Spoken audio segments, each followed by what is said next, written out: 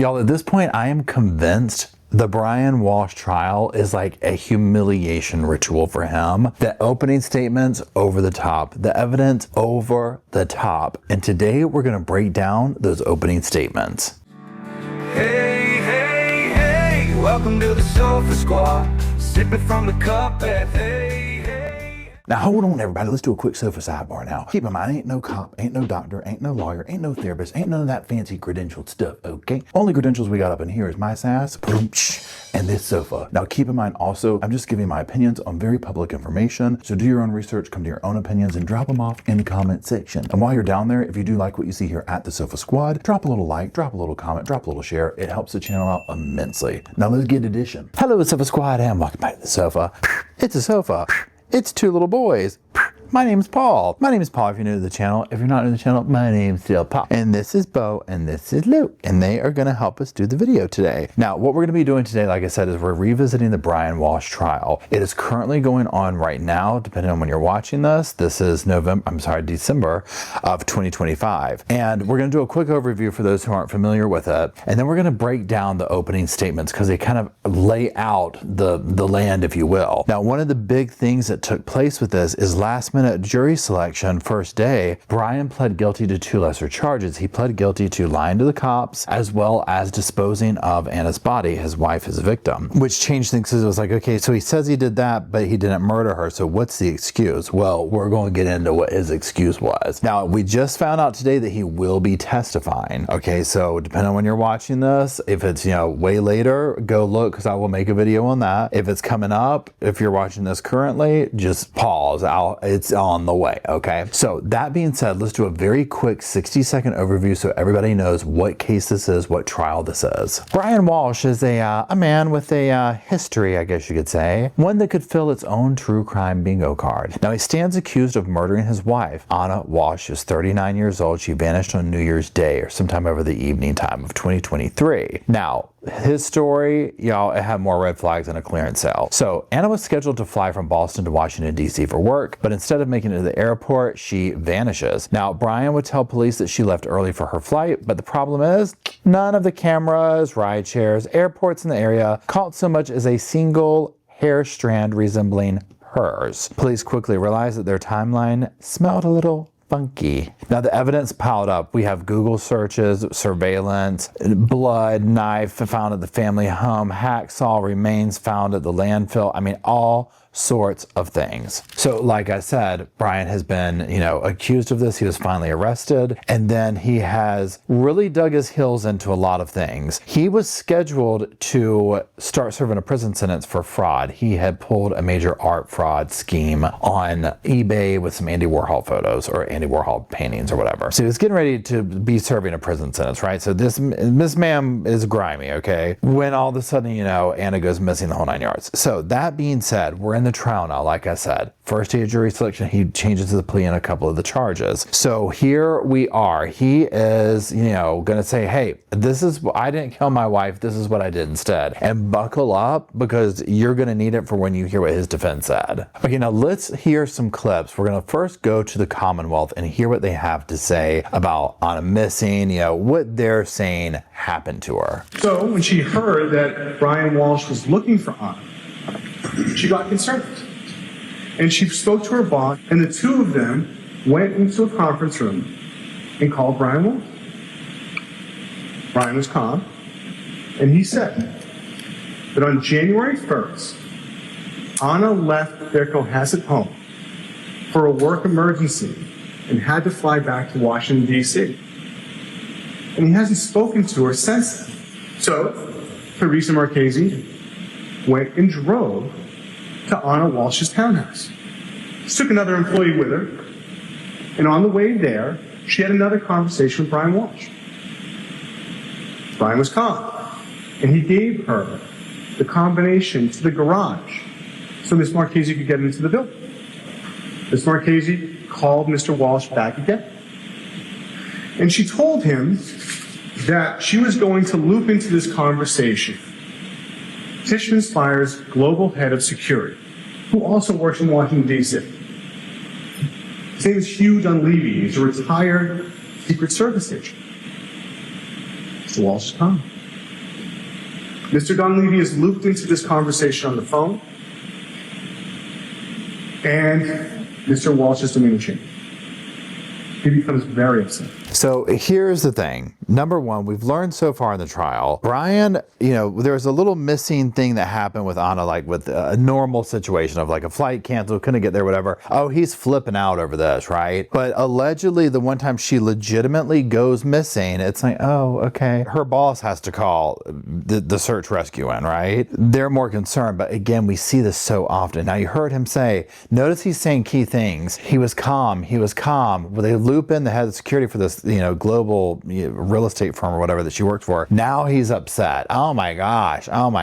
Also notice the timeline. This becomes very imperative when we get into the cringy text messages. You can follow the timeline of the not text messages, but the Google searches. You can follow the timeline to see what was taking place. And at this point, he's not been convicted. So allegedly what he was doing at what time with her body, with her remains, after he possibly did something to her. Okay, so let's continue. Mr. Dunleavy calms him down, asks him a series of questions, and Mr. Walshe repeats.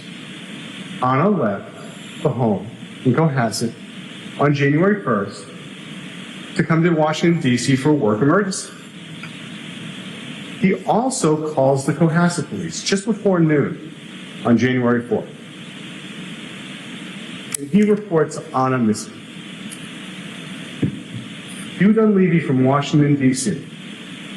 calls the Cohasset police, and that is the first time Ana Walshe has been reported missing to the police. Just let that sink in for a minute, okay? Now, also keep in mind that the jury allegedly does not have all this insider information. They shouldn't, about the case, whatever. Keep this in mind as we go over these things as to what you think the jury, the look on their faces are as they're learning the evidence that's coming out. And it gets worse day by day. Like, it gets so bad that I literally am dumbfounded that the man is even in trial. It's why I'm like, it has to be a humiliation ritual. And it was done just before noon on January 4th.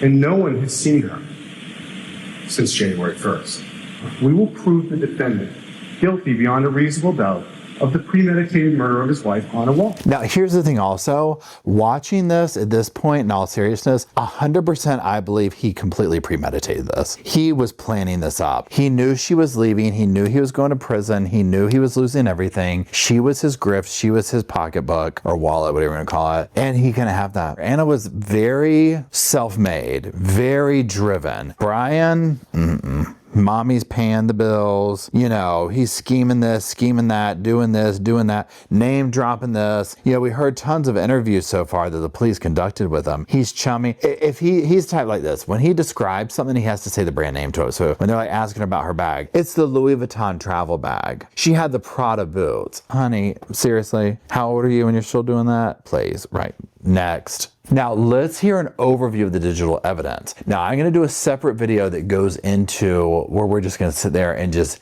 go over all of the Google searches this man did, because the Google searches alone, honey, you would have had to have gotten the jaws of life to pry me out of wherever I was and put me in the courtroom in front of a jury with the Google searches. It was not going to happen. And he has sat over there with his head held high. And I'm just like, no, it is that bad. So let's hear an overview during the opening statement. And again, imagine what the jury's thinking. You're going to hear from two troopers in particular. They are digital forensic specialists. They have special training in examining computers, tablets, phones.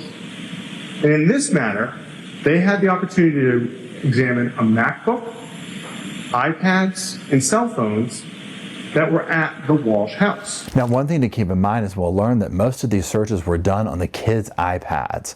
There's no shame. And they will explain that on Christmas Day, when Ana had missed Christmas Eve and was, after spending the evening with Mr. Fastow, and was driving up from Washington, D.C., the cell phone that Brian Walshe was using looked up Mr. Fastow on the internet.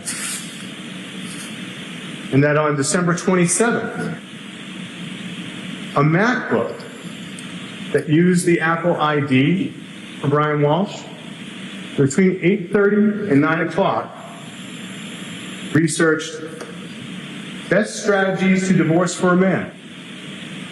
Best state to divorce for a man.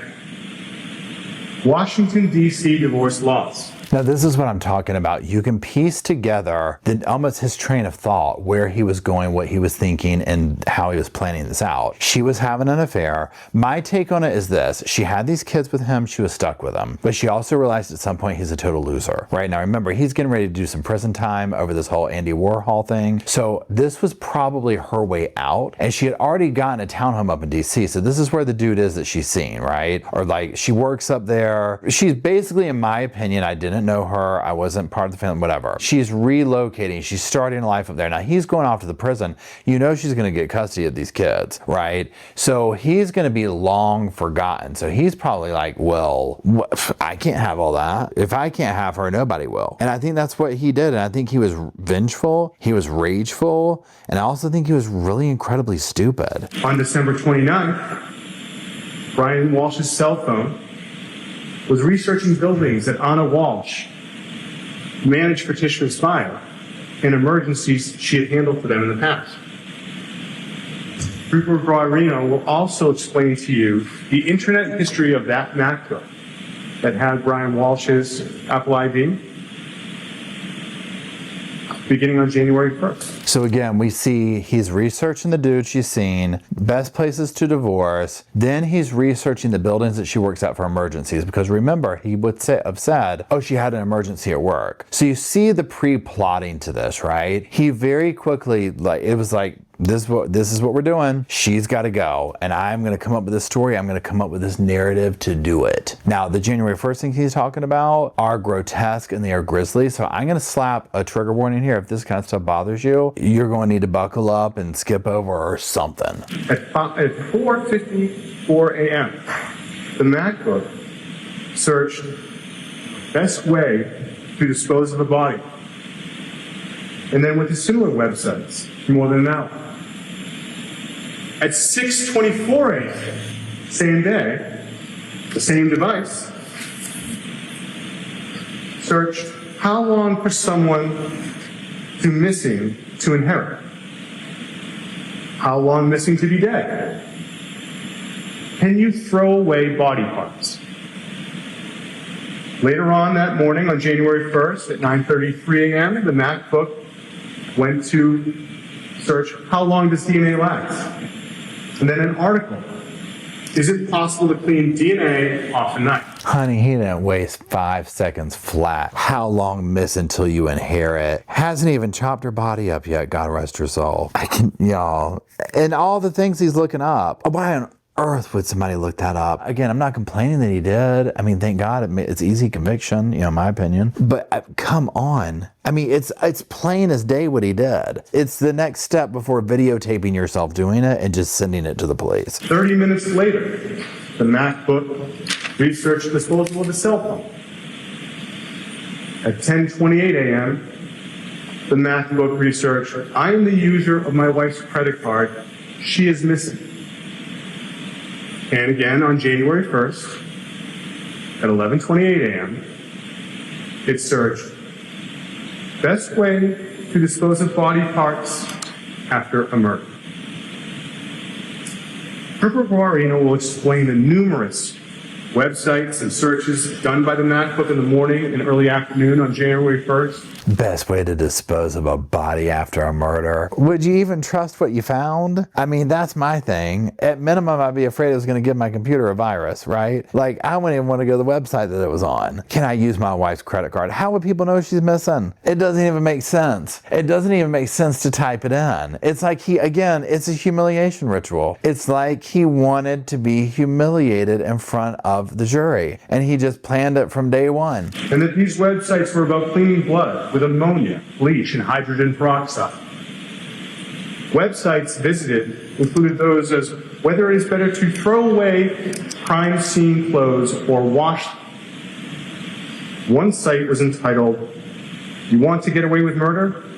use a special deterrent. If I was the cops when I was looking this up, I'd be like this. I'd be like, this is a secret shopper situation, isn't it? You know what I'm saying? I'm like, we're getting secret shopped, aren't we? This isn't real. Yeah, there's some kind of secret shopping situation going on here. Like some kind of quality control into the investigation, practices of the agency or something. And this is the thing they're doing it with. This type of activity on the MacBook continued into January 2nd, when it looked up, how long does Lowe's keep security footage? How to saw a body.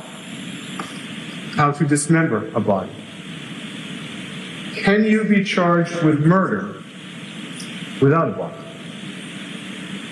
Can you identify a body with broken teeth? How to dismember a body. Can't roll my damn eyes hard enough. Now the last one's grizzly. Can you identify a body with broken teeth? But again, you see what he's doing. It's like all steps of the way he's researching and documenting his crime. Brian Walshe told investigators that his phone, which was an iPhone 13 mini, had been misplaced and not found until the afternoon of January 2nd, 2023. When investigators examined that phone, they learned that it had been connected to a power source.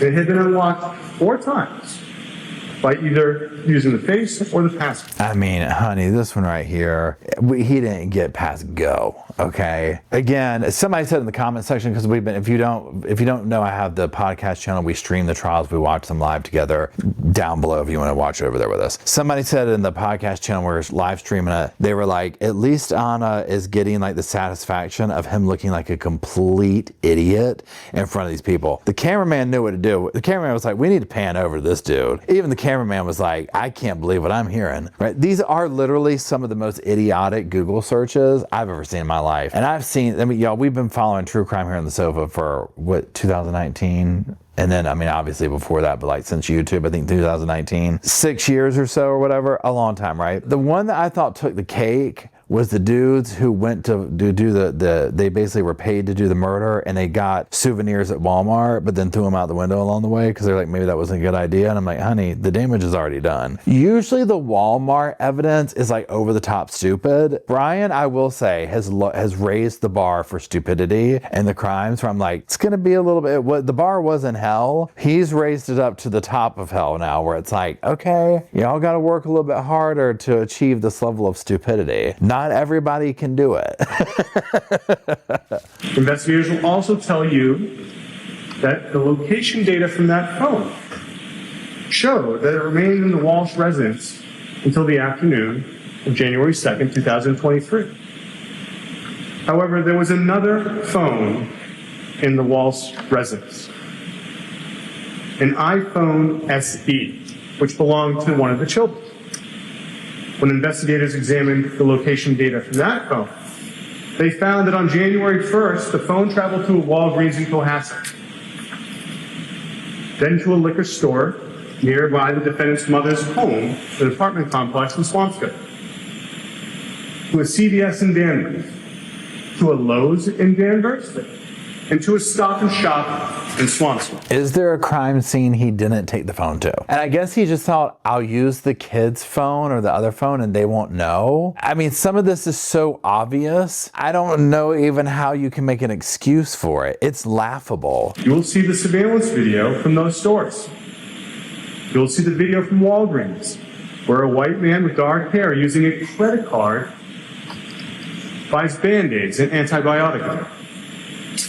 You'll see on the surveillance video at the CVS in Danvers that a white man with dark hair, now wearing a mask, buys hydrogen peroxide using cash. Honestly, I'm surprised he didn't just stand at the thing, and he probably did this on some level. And he, like, pretend he went to the cash register and he used his credit card to buy one thing, and then without even changing, puts a mask on, gets the other things, and pays with cash with the other. Right. Honey, you know the cops were knee slapping, howling, laughing at this nincompoop, okay? Again, I would have been like, if I was the cops, I would have been like, this is a secret shop. It's got to be a secret shopper situation. Okay, we're getting punked. We've never seen the likes of this. Okay, this is brand new territory. You'll see the surveillance video from the Stop and Shop at Farmstone, where a white man then goes buys ammonia with cash.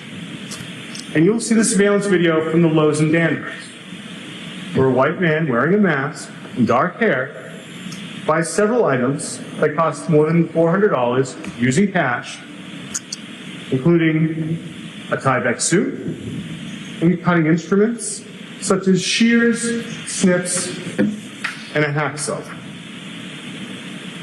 The investigators will explain how the cell phone location data from the iPhone SE shows that it went to a Home Goods in the morning of January 2nd, and that Brian's iPhone 13 mini went to a Home Depot in Rockland in the afternoon of January 2nd. They're dragging Home Goods into this now, right? What's that stuff there, the people with the little writing on it that everybody flipped out over for so long? You know what I'm talking about? I mean, can you imagine? He probably had to run and get some of that real quick, or some throw pillows or something. Again, what crime scene didn't the man go to, okay? And the whole thing about the mask, it's so obvious. It's so obvious it's him. It's almost like this, like, I can't see you, so you can't see me. It's like, we see you, okay? The investigators will also explain to you that Brian Walsh's cell phone on January 3rd was located near apartment complexes in Brockton. You'll see the surveillance videos from some of the apartment complexes, including one of Chatham West. You'll see someone going to the dumpster and then leave. The investigators will also tell you that on January 5th, Brian Walsh's cell phone was in the area of dumpsters and a trash compactor by his mother's apartment complex in Swampscott, and that this was before he was interviewed by Detective Schmidt later that night. So this is the thing. This is where they're starting off with all this, okay? I'm talking the worst digital evidence you can imagine, right? The worst story you can imagine. The worst everything you can imagine. Now, this is the thing. At this point, and again, opening statements are like each side just kind of laying it down. Like, this is, you know, we're going to sit here and kind of tell you what we think is going to happen, right? So you're going to hear some salacious stuff, but then they have to back it up, okay? Oh, the state has come with receipts. You're right. Like, there is no making this dramatic. It's this bad and worse. So that being said, let's hear what Brian's mouthpiece, aka his lawyer, is saying happened.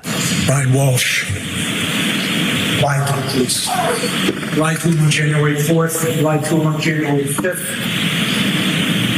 lied to him on January 7th. Brian Walshe went to Lowe's and bought tools. Brian Walshe went to Home Depot and bought tools. Okay, so he went to Lowe's and bought tools. He went to Home Depot and bought tools. It's just a coincidence that they were found in the landfill with blood and bones on them. Just don't pay attention to all that. Don't pay attention. Now, also, the attorney who's been very aggressive and angry and all these things, he's coming out, you heard him, like, Brian Walshe lied. Yeah, we're admitting that or whatever. Here's the thing. When they get into like the first day of testimony, we would have heard, I should say, them playing these interviews that the cops are doing, interviewing Brian, like when where's Ana? What's the story? She missing? Whatever. The jury is listening to this and they should be thinking, okay, they have told us that he was lying. So we are hearing him actively BSing all this, right? Like, this is all a lie. And he does it so easily and the lies just absolutely fall off his tongue like it's nothing. Let's hear more from the defense attorney. When you heard in the Commonwealth's open the reference to a divorce search, please understand that the other evidence will be that that singular search occurred between conversations between Ana and Brian about the sale of their property. You'll see that that search occurred about 8:30 on 12/27. And why is that important? The evidence will show that the only time Ana Walshe talked about divorce with William Gasped, she talked about it in terms of Brian and I attempting to preserve the family assets. So they've got excuses, right? They've got lots of excuses. So now let's get into what each side has to say in their very different opinions. Jem Mutlu said goodbye to Ana Walshe about 1:30 a.m. on New Year's Day. When he left, she was home, she was alive, she was with her husband. No one has seen her since her husband said she left on January 1st. So one could surmise that, she's missing. No one's seen her. Last person that says anything to do with her is the husband. Now, one thing to keep in mind during this grisly, horrific crime is that the kids were home, okay? Let that sink in. Let's hear what the defense has to say now. You will hear evidence that those searches evolved from how best to dispose of body to even darker subject matter.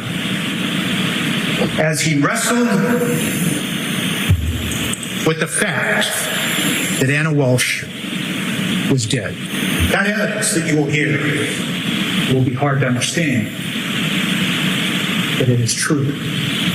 On January 1st of 2023, Ana and Brian Walshe continued to celebrate. They went upstairs to the bedroom. About an hour later, you'll hear evidence that Mr. Walshe got up, went back downstairs to clean the kitchen. You'll hear evidence that he then returned to the bedroom, intending nothing more than to crawl into bed with Ana Walshe, the woman he loved. When he entered the bedroom and began to get into the bed, he sensed something was wrong. You will hear evidence that it made no sense to him. But he nudged, and she didn't respond. He nudged her again, a little harder. She didn't respond. He nudged her now in a frantic and panic reaction to where she actually rolled off. So let's just hang tight for 1 second here. He went downstairs to clean. He came back upstairs. He crawls in bed. He nudges her, nothing. He nudges her, nothing. Then he gets frantic and nudges her, and she rolls out of bed dead on the floor. I mean, doesn't that seem super dramatic? Like, even to make up, right? It's like, huh? So the next best thing for him to do, and we'll hear more about this, is to just dispose of the body because we're afraid that we might get in trouble. I mean, make it make sense. So now he is panicking, and he doesn't understand what has happened and what is happening. It didn't make sense that somebody that he had just been with would suddenly be dead. You will hear evidence in this case of sudden, unexplained death. You will hear evidence that it occurs in people who have never manifested a symptom. We're going to see a sudden outbreak of SIDS amongst adults now with this right here. Every defendant and waiting a sentence or waiting court right now is doing this. Honestly thought he was going to go with spontaneous human combustion. That could account for the body being gone. Really surprised he didn't go for spontaneous human combustion. And he might still do so. That something might be wrong. And in fact, you will hear evidence that sometimes the first manifestation that something is or was wrong with someone is the sudden, unexplained death. Jim Mutlow left around 1:30. Brian Walshe and Ana Walshe went upstairs. He went back down to the kitchen about an hour later to clean it up. And then the impossible, the unimaginable happened. It didn't make sense to Brian Walshe. It was confusing. He never thought anybody would believe that Ana Walshe was alive 1 minute and dead the next. I'm doing thumbnails like how I envision Brian trying to tell the story where he's like, you know that's how it would go too. You know 100% that's how that would go. So you already know. The jury's over there probably literally like, literally giving that, right? One thing I want to do, because this is tricky, because even though his attorney gets on my nerves, and we'll talk about that in a minute, let's hear what some experts have to say, because there are some strategic things going on that we've not really seen in too many cases that are of interest. So let's switch over to some interviews from Court TV and hear from some of the credentialed folk. Okay, let's see what the credentialed people are having to say. Michael, on cause of death, they're silent. And there is no body in this case. What level of barrier does that present for the Commonwealth? It's not insurmountable, but it is a big challenge here because the Commonwealth has to prove beyond a reasonable doubt that not only he killed her, but what the cause of her death was at his hands. And without a body, that's where you have real problems, is showing how she died. And that's why I think the defendant is sort of seized on this, well, she just died suddenly. Because at the end of the day, the Commonwealth is going to have to prove all the elements of first-degree murder beyond a reasonable doubt. And that's going to be a bit of a challenge. It's not impossible, and they're likely going to be able to offer all of this forensic evidence that the jury's looking for. The DNA will match on the hatchet, to her, to him, the blood. There's a lot of scientific evidence that they'll have, and they will offer the jury, which the jury will be looking for. Now, see, this is such a good point here, because one of the things that's come up is, so let's go back to rewind for a second. Let's go back to day one. He pleads guilty to lying and to disposing of the body. What that's going to gain him, I'm not sure, because the jury's hearing a lot of that stuff. A lot of that evidence is in there, right? They're seeing, today and watching it live, we're seeing them show evidence, photos of the hacksaw, the hatchet, all the stuff they found. So it's like, okay. Now, I think really what he's trying to do is sit here and go on this one, little tiny shred of hope that because the body's gone, somebody on the jury will say, I don't know. We don't have the body. We can't say for sure. I can't convict. And he's already pled guilty to these other things, which he would have a go home date on those. And now, depending on how bad the judge threw the book at him, if she made him consecutive and that kind of a thing, you never know, right? The sentences. But if she didn't and ran them concurrent, he could probably definitely go home one day. There is a slim chance. But again, when you see all these Google searches, how to dispose of a body after murder, the bloody hatchet and the thing, come on. But at the end of the day, there is a question whether they will satisfy the jury and their own burden of proof beyond a reasonable doubt that it's a first-degree murder charge. That means that he killed her with the premeditation, the plotting, the planning, the black heart. Absent of that, do you think the jury can get to where it needs to get to come back with a... We're hearing the defendant's voice very early in the trial, day one. We're not even, day two, but day one, we're hearing him speak. And as the jury instructions were given, it's about common sense, right? So if you wanted to pull off a perfect crime, you might want to get rid of a body and then say the cause of death was not anything that you did. It just happened and you might have been involved in some other side. Does that make sense? Is that the common sense? But at this point, I think there's an extenuating circumstance about believability and common sense. And she said it perfectly, common sense, right? This is a common sense case. What do you think took place? Now, again, there is that chance. Good Lord, we've seen other cases. Look at Casey Anthony. You never know with juries these days, right? How they're going to convict, what they're going to think. So there is a slim chance, I think, that Brian, this strategy could work, is what I'm trying to spit out here. Do I think it will? Probably not. I think it's such damning evidence. Now, also another point she brings up that's really, I think, done well by the state is that we hear his voice first. Right out of the gate, we're suffering through hours of listening to this man. He's just like Charlie Adelson. He goes on and on and on. So at that point, I didn't know he was going to testify. And I was like, this is a great way to put him on the stand. And we're listening to him. And like I said, the jury's hearing him lie through his teeth. And they're seeing how easy it is. Now, we didn't see it, but just hear it. They're hearing how easily he can lie, how he's kind of giggling and being chummy through the interview with the cops. It was all very damning, in my opinion. But on this last one, this most important charge, he didn't do that. Did that measure up to common sense and believability in your mind? No. It's just, but, we haven't gotten to the why. I don't want to jump to conclusions. The defense is going to present evidence. The prosecution is going to present evidence, and the jurors are going to evaluate all of that. But there are a number of other scenarios that I could consider might have happened that would lead one to that. I didn't hear that today. And, it was also for me, again, not in the courtroom, but at home, and listening and watching, listening with headphones on, hearing him calmly talk to the investigators and lie in a way that if I had no idea about what was happening in this case, I would have believed him. I would have liked it if he had been a little bit more concerned about where she was and the kids are running around in the background.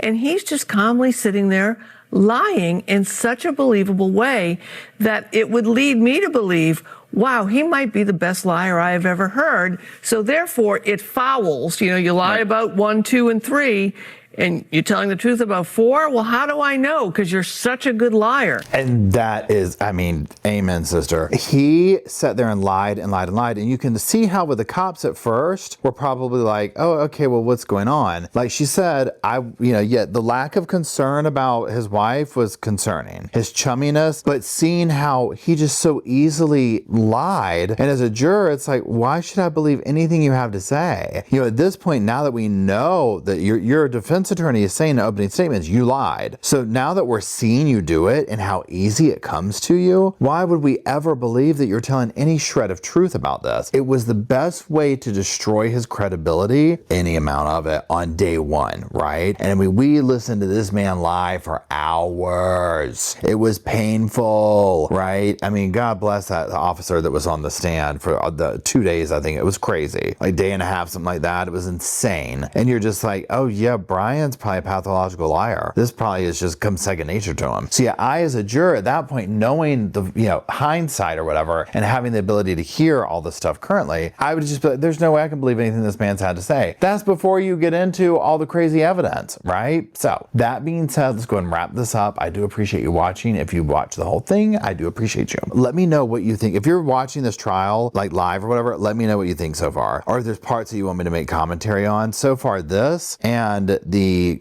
Google searches, and then obviously when he does his time on the stand, and then obviously, the closing arguments and stuff like that. But that being said, there's that. Anyways, thank you for watching. I do appreciate it. If you could drop off some little sofas, some little pillows in the comments section below. For myself, Roscoe and Spirit, little baby Luke. He took a little tumble off the sofa earlier. He's fine though. He just got a little tangled up in the blanket. And Bo, who's on his sleeping pad over there, he's just, turned his nose up at us. And then of course for you, the Sofa Squad, the most important. You make the channel possible. It would not be here without you, and I greatly appreciate you. And until we meet down in that comment section to do all that stuff, I'll see y'all soon. I just wanted to say thank you again for watching the whole video, and also thank you for being part of the Sofa Squad. Special thanks to all the Patreon members, channel members from both of my channels, everybody who likes, shares, subscribes, comments in the comment sections. It helps the channel out so much. Now don't forget, I do have that other channel, the podcast channel. That's where we go live, we hang out, we talk. We have kind of sort of a schedule, but just be sure and check it out. I'll put it up here on the screen. And then like I said in the beginning of the video, if you want to follow me and Ross on the Instagram,